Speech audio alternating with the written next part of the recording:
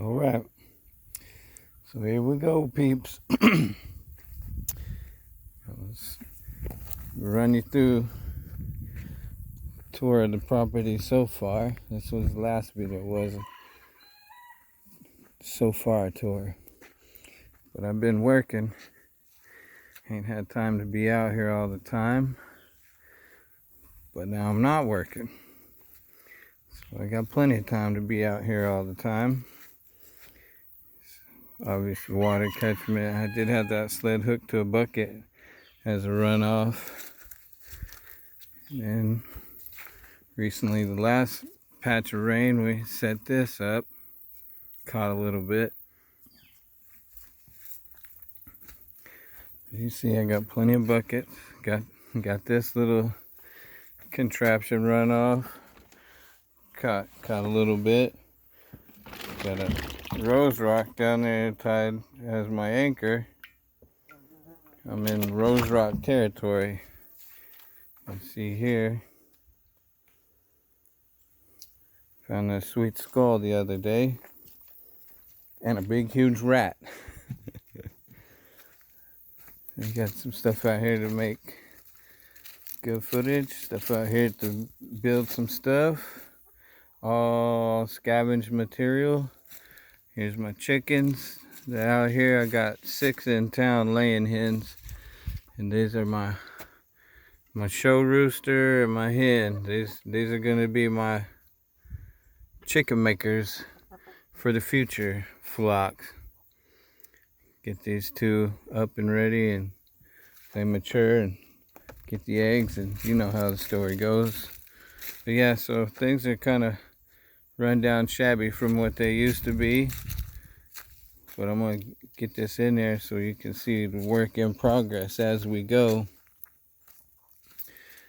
And apparently I got a smudge on my camera, on my lens. There's my doggy, Lingua. Some of you might know what Lingua means, some of you might not. Yeah. Welcome to 3AP. It's 3-acre park.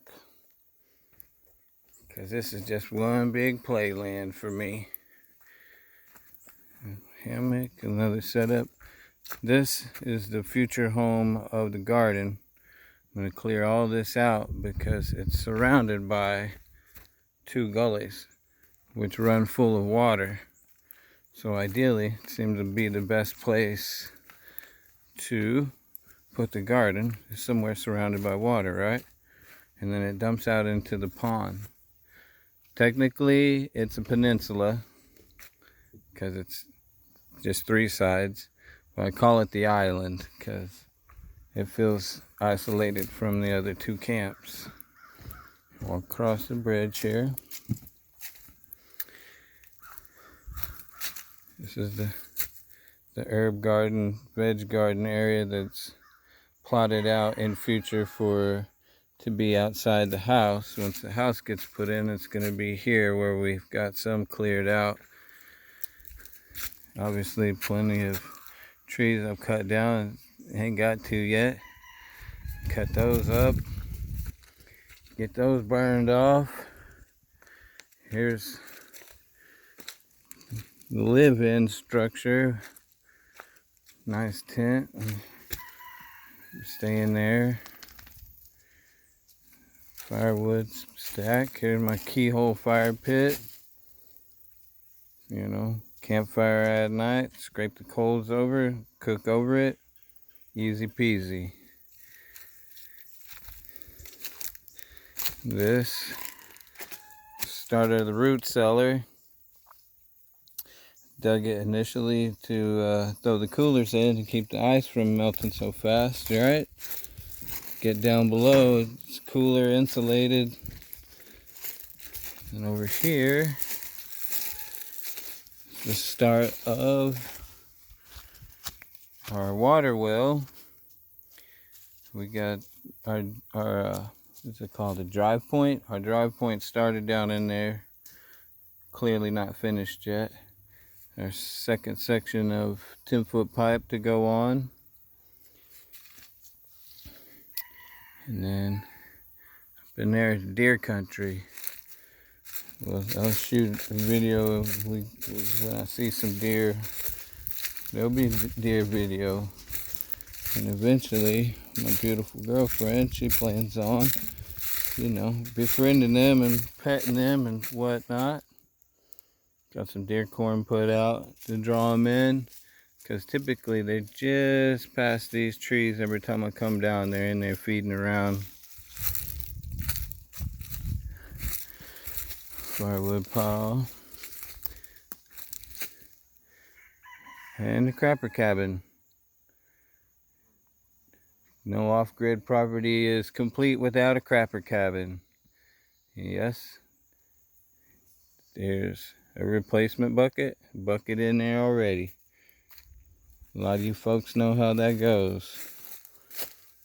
Solar light needs to be put back in a place where it was. It's taken down and used as a flashlight one night.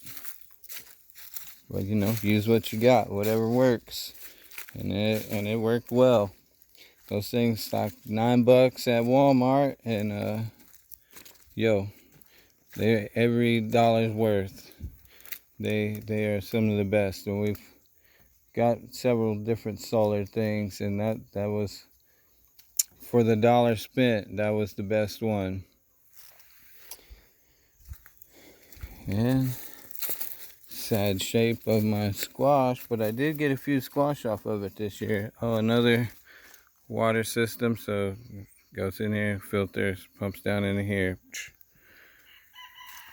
I got plenty of water catchment, I just need to catch the water.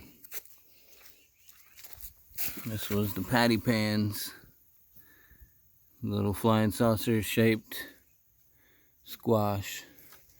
There's one that doesn't look like it's gonna make it. It's pretty much the end of the season anyways, eh?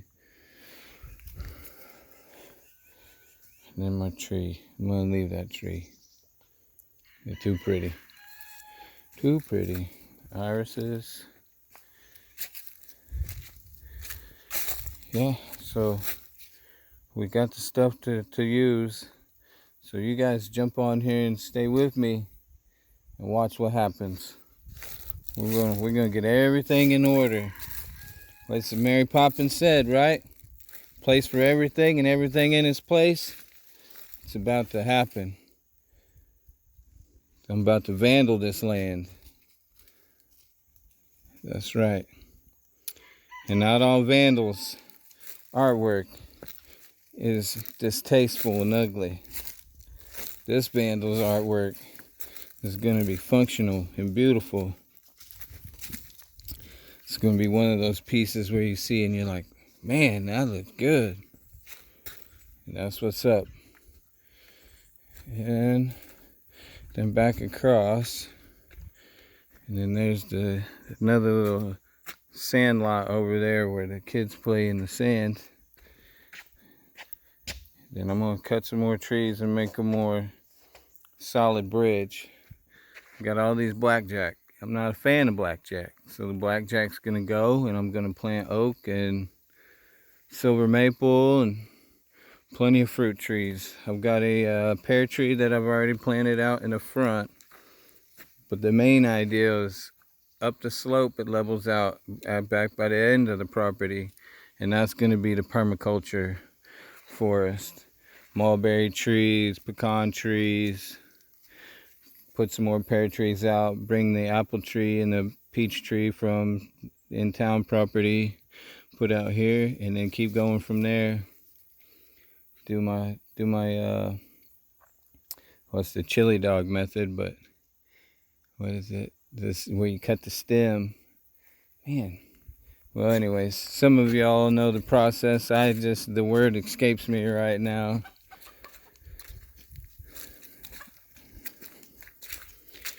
Yeah. Mini fridge. Funny story. It's actually got some things in it. It serves its purpose. It don't run, but it serves its purpose to store the groceries. My poor old Denali, she broke down, but she's still in service. I got plenty of goods in there. chainsaw, bio stove. Which, if you don't know what the bio stove is, it's a stove that creates electricity through the heat, runs the fan, runs the generator, and then boom, you get a little bit of electricity. You can run a light off of it or charge your phone, you know, something small.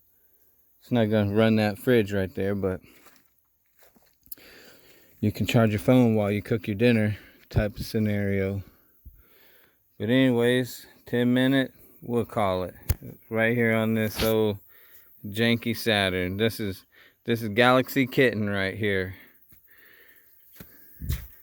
This, she never got a name. But yeah, I ended up catching, there's probably a good, I don't know, what, about 30 gallons in there. But we're going to move all this stuff around into a big functional system, not just milly-nilly bucket here, milly-nilly container there, milly-nilly 50 gallons. I don't even know actually how many gallons these containers are. But I'm about to fire up the chainsaw and the weed eater and get things cleared up. And there she be, folks. That's 3 Acre Park. Little taste of Vandal the land. And I can't wait to get on it and get it knocked out and get it functional. And I got a food truck. Well, it's a 15-foot trailer food truck, and we're going to convert it into our little tiny house. It's already set up with gray water system, three-tier tank, fridge, freezer, warmers, you know, food truck business, right? So I got all that stuff going on in there, and I'm just going to convert it over to a livable sleeper. Oh, window air, yeah. Breaker box. So you'll see that. I'm gonna run some videos of the conversion from food truck to tiny house. But anyways, so that's it. Hope y'all see what I got going on and want to stick with me and watch it pop off. If not, that's cool. I'm still gonna watch y'all. So anyways, deuces.